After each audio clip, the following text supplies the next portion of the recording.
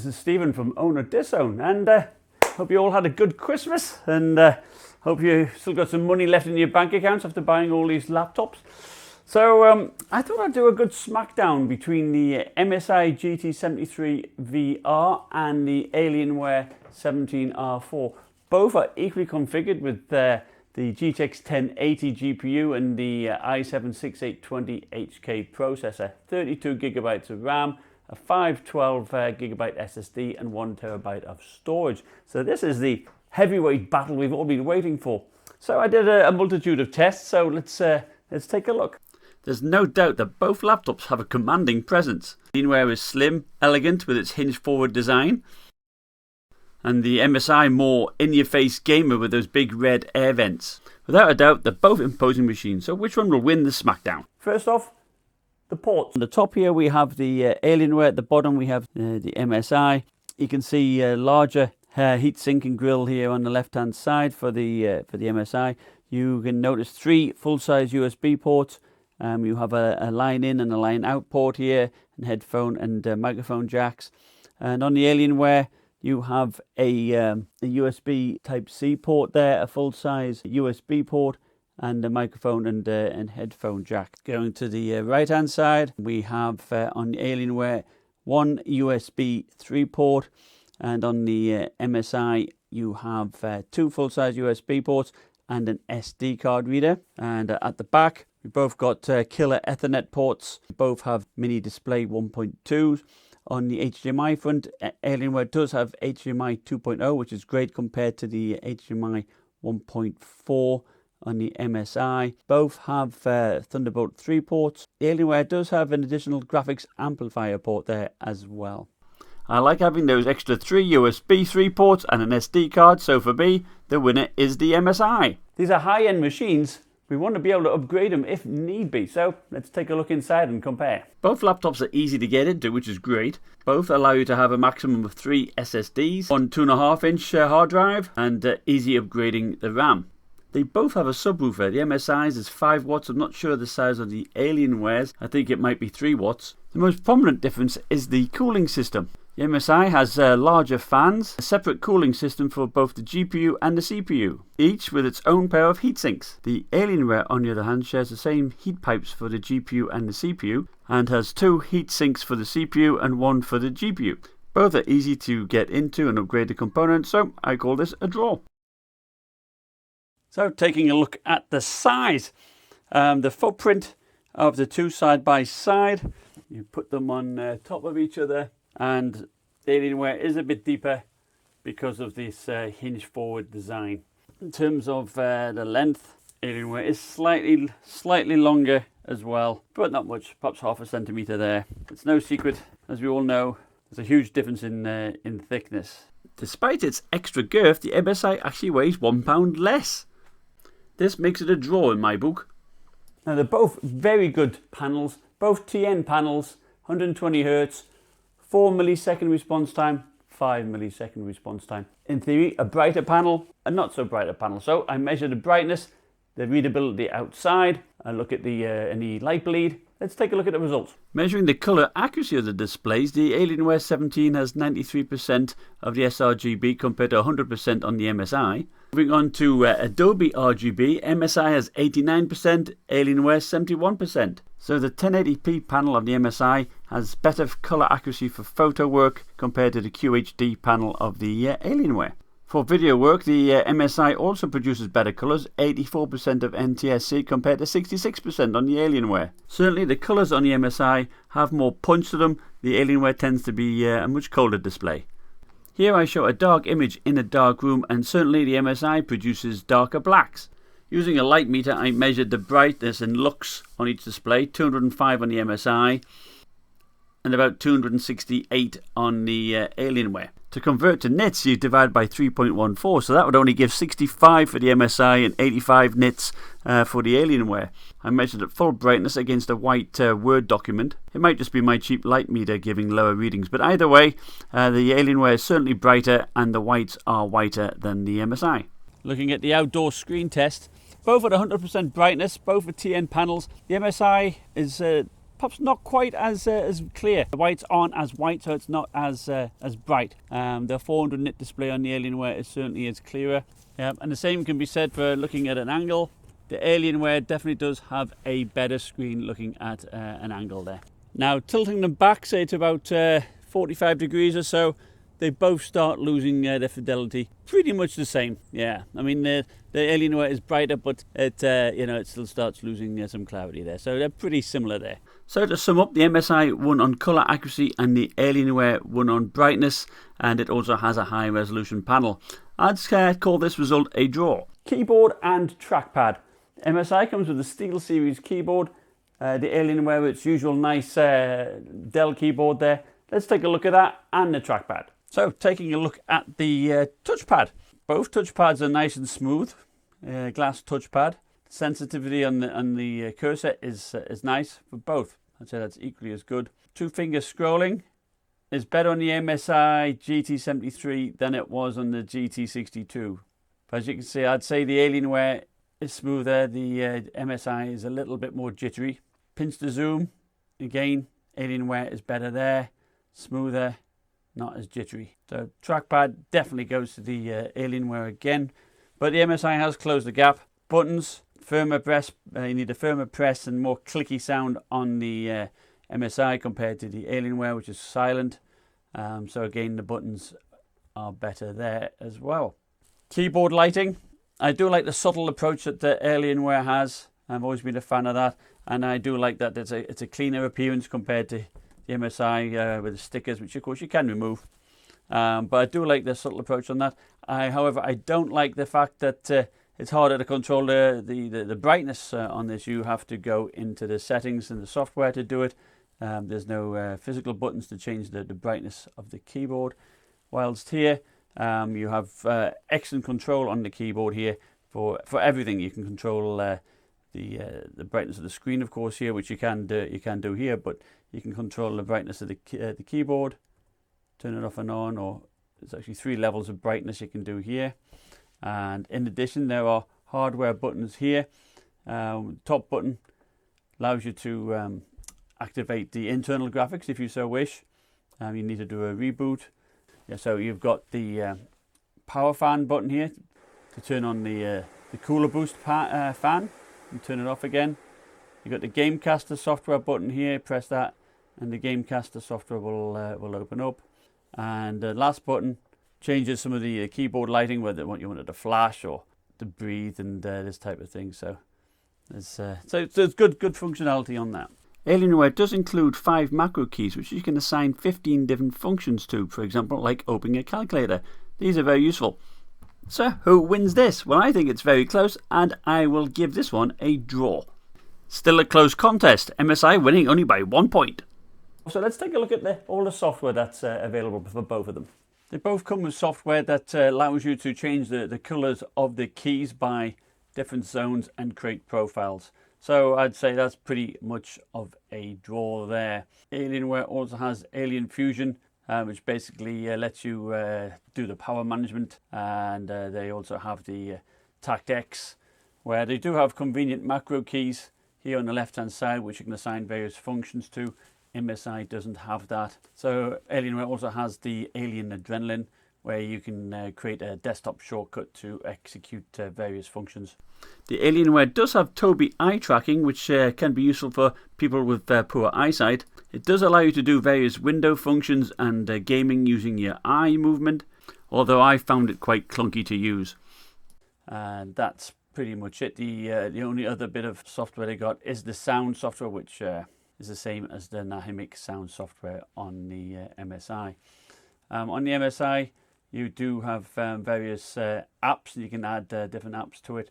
You also have MSI True Color, where you can alter the color to different things, whether it's gaming or movies, that type of thing. The sound software, which we showed before. Inbuilt XSplit Gamecaster for streaming your games. That's good, convenient. You can do it with just one button press on the keyboard. But also included, you've got a system monitor, which is very convenient, telling you your CPU, GPU frequencies and usages, that type of thing, as well as temperatures. And you've got the tuner, where you can overclock GPU and your CPU here. within the same center, you can actually also change your sound and your color all in there. So this is a nice one-stop shop, as it were, to create profiles and change things in the systems tuner, and also including the fan speeds. You can change all that too. You can click on advanced on the fans, and you can create profile here. So if you want the fans to kick in, for example, at 80 degrees, you can do all that there. So it's pretty handy. You can do all of that. Mobile center, you can connect your mobile phone, install the app on your phone, and you can see all of this whilst you're gaming on your phone. So it's in real time. So that's nice. So I think software wise, MSI wins because it does have more embedded in there. Now these are gaming laptops, and they're beasts of gaming laptops, so I'm sure they get hot. Let's look at the chassis temperatures. With the turbo fans activated on both computers, MSI keyboard center 28 degrees, Alienware 36 degrees, touchpad 23 degrees on the MSI, 24 degrees on Alienware, AWSD keys 26.5 on MSI, 33.7 on Alienware, number pad 25.3 MSI, 30.7 on Alienware. Let's do underneath, 22.6 on MSI, 35 on Alienware. MSI definitely cooler. Another win for MSI, that's 3-0. To keep these things cool, they need serious fans. Let's take a look at the fans at idle, at load, and also the effectiveness of those turbo fans. Does it help keep them cool? Sound of the fans at load on automatic settings on the MSI. Temperatures peaking at 71 degrees Celsius. Let's activate the turbo fan. Sound around about 54. And temperature 67 degrees.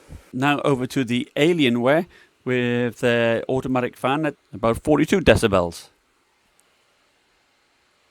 Temperature 99 degrees max.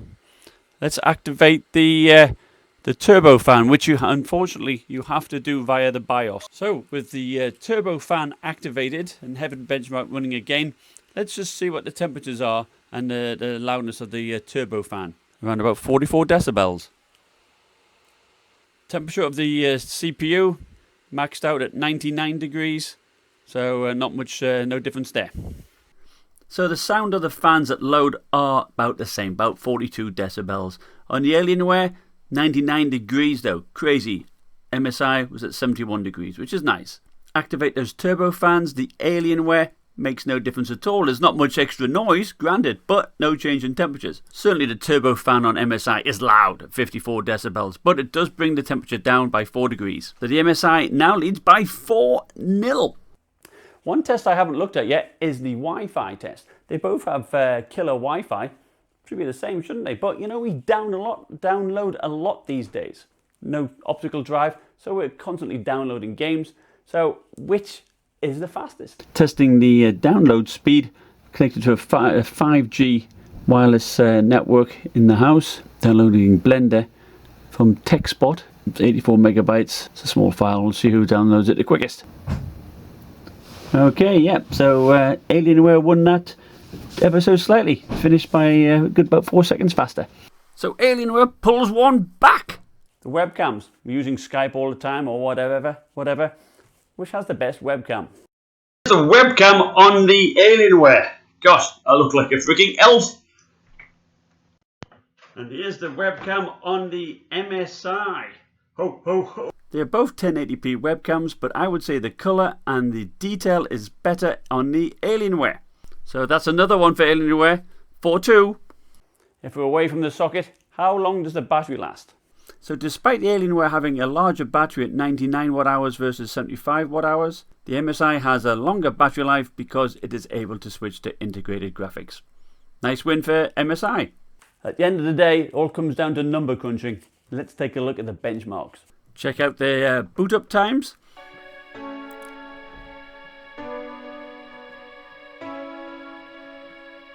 It's pretty close.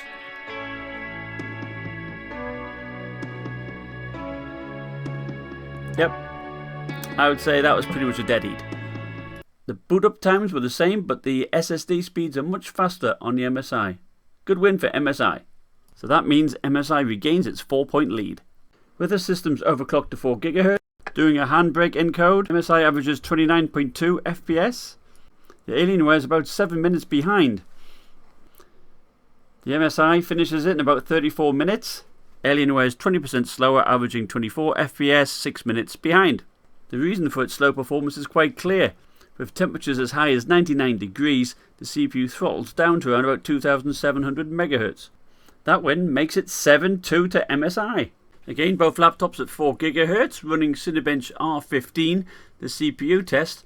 God, I wish it went this fast normally. Of course, I've speeded it up. MSI gets 825 points, Alienware 677.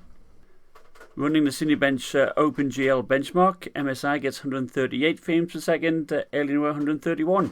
That's a 5% improvement. So that win puts MSI on 8 points, Alienware 2.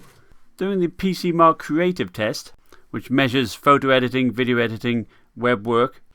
Both PCs overclocked to 4 GHz. Alienware scores 5566 points, the MSI 5809. MSI wins again, 9-2. MSI won both the Firestrike Ultra and TimeSpy benchmarks, possibly because of thermal throttling on the CPU. Anyway, that's 10-2 to MSI. Tested 5 current games at 2560 by 1440 with the CPU overclocked to 4 GHz. At this resolution and max settings, there should be no CPU bottleneck. It's all on the GPU, so consequently, everything is pretty similar across the board. It's a draw. I averaged the temperatures of the CPU and GPU throughout all the tests. MSI is in the green, Alienware in the yellow. The CPU temperature on the Alienware averaged 96, but often hit 100.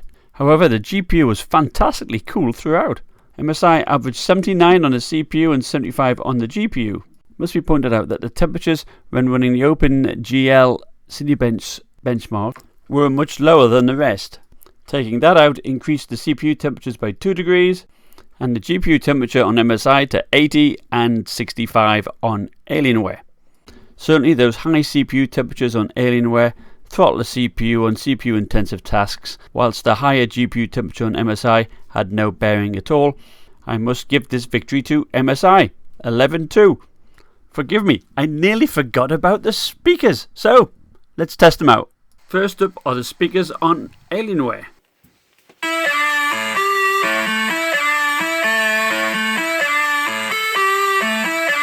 Next, the same track on MSI.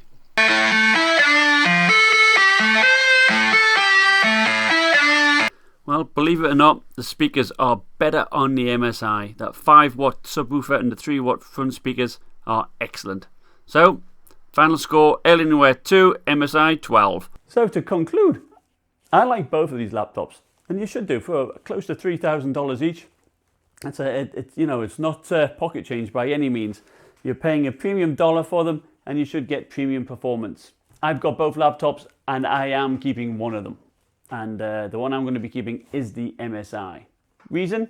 Well, probably the main reason, there's two reasons mainly for me. One is I like the extra USB ports and the SD card reader on here. And I also like to be able to switch to the integrated graphics to increase battery life. And it runs cooler than the Alienware. I like the speakers. I think the speakers are slightly better on here, I think, because of the 5-watt subwoofer. The thermals are much better on here. The CPU is a lot cooler.